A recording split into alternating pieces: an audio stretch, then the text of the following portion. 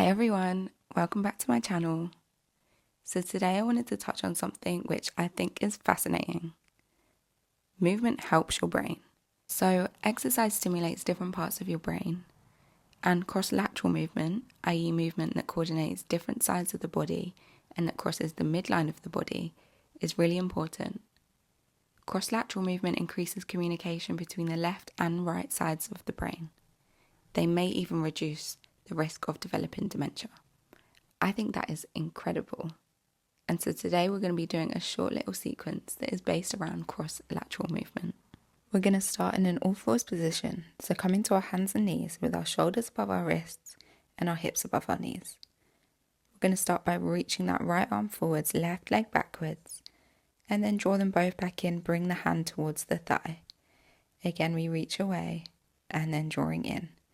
So we're thinking of reaching the hands, the toes in opposite directions of the room, and then drawing them across the body as you reach that right hand in towards the thigh and use the pressure of the hand into the thigh to get a bit more engagement through the abdominals.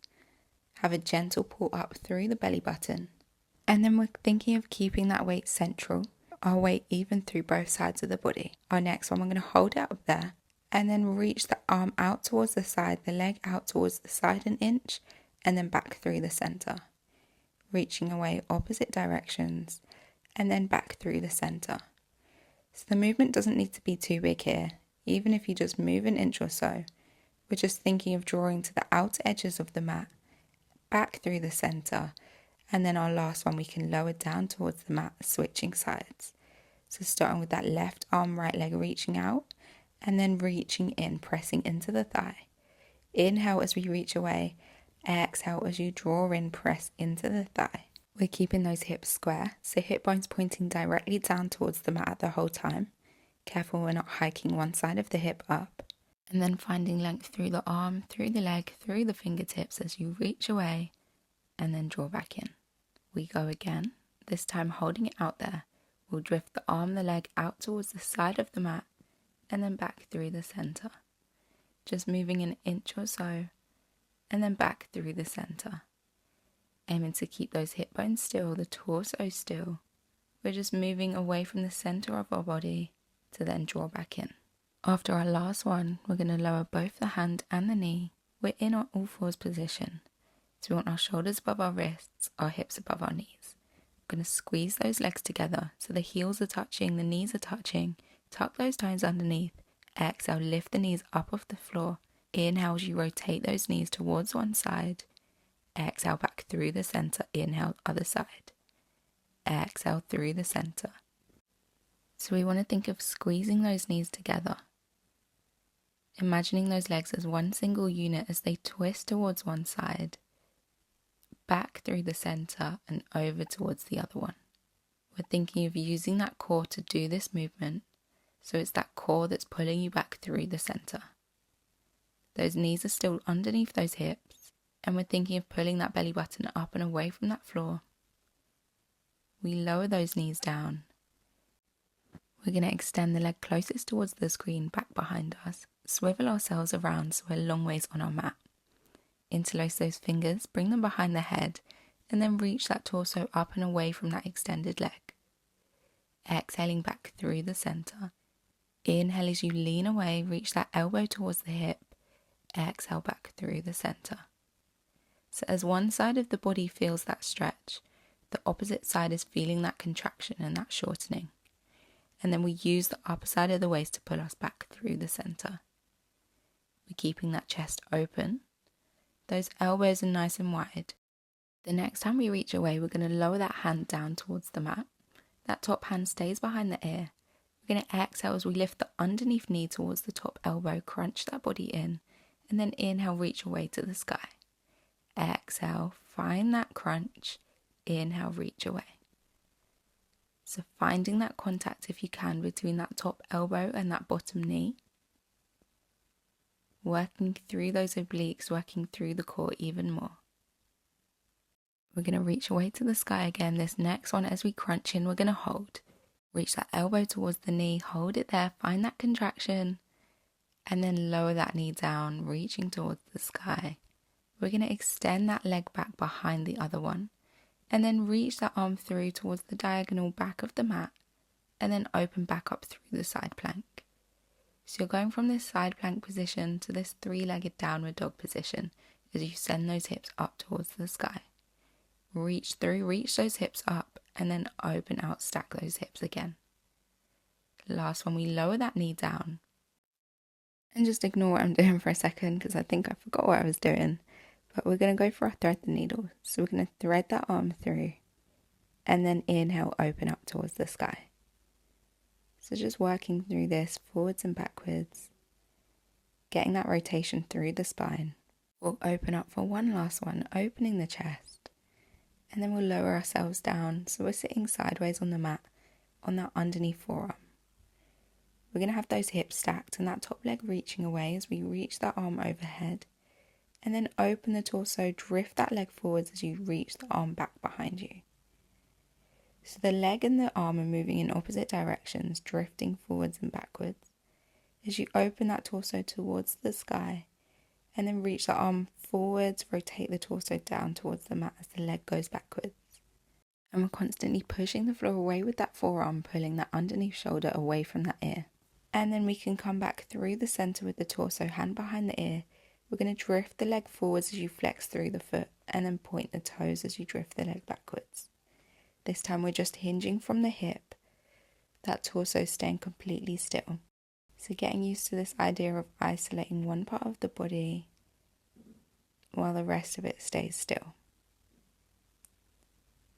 So that leg is working its way across and then back, always working across the midline of our body. We can lower that leg down, bend those knees in and just reach up and over towards the side, towards those toes, just stretching off through the side of the body. Maybe think of breathing into the side of that rib cage. And then windmill your hands over. We're going to swivel those legs round towards the other side. And we can go for the same thing on the other side. So we're going to come to that half kneeling position again, this time on the opposite side. So one knee tucked underneath, the opposite leg extended, hands back behind the head. We're going to reach that torso away from the extended leg. Exhale, bring yourself back through the center.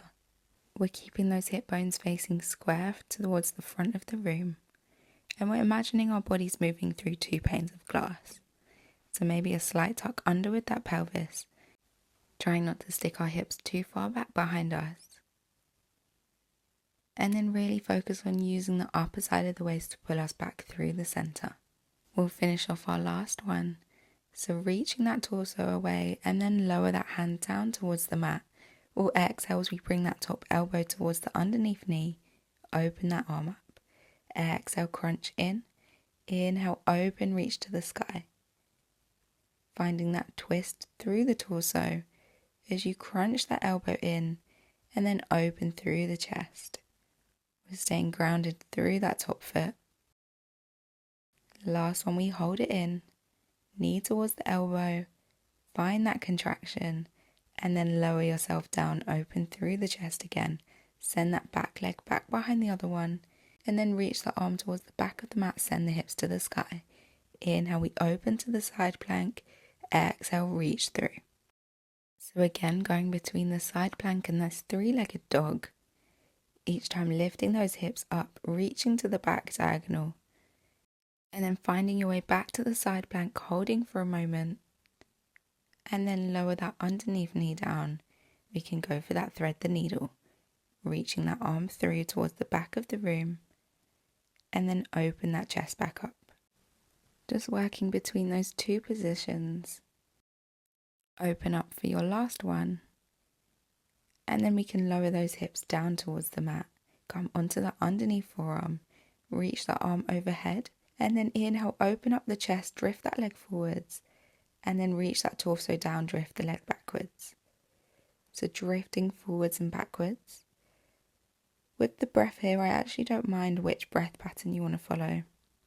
And then coming back through the center, hand behind the ear. We're just drifting that top leg forwards and backwards. So pointing on the way back and then flexing the foot on the way forwards. Just hinging from the hip downwards this time, torso staying still, elbows staying wide, chest staying open, pushing the floor away still, waist lifted from the floor. Feeling that work through the upper side of the glute, through the side body. Going for one more each direction. And then we can lower that leg down. We'll just reach up and over towards those toes, stretching off through the side of the body. Breathing into the side of that rib cage. Just let yourself stay in this stretch for a moment, feeling that opening underneath the armpit. And when you're ready, we can just wimble those arms around. Come to turn around, coming onto our all fours, our hands and knees. We'll just bring some movement back through the spine. So we're going to round through the spine as you reach that torso forwards, and then arch as you send those hips back towards the heels. Round up the chin in as you reach forwards, arch through the back, send those hips backwards. Just moving through this should feel really good through the spine, going for that curve and that arch. And then we can come to tuck those toes underneath, rolling up to a seated position, and we're finished. Thank you all for joining me. Hope to see you next time.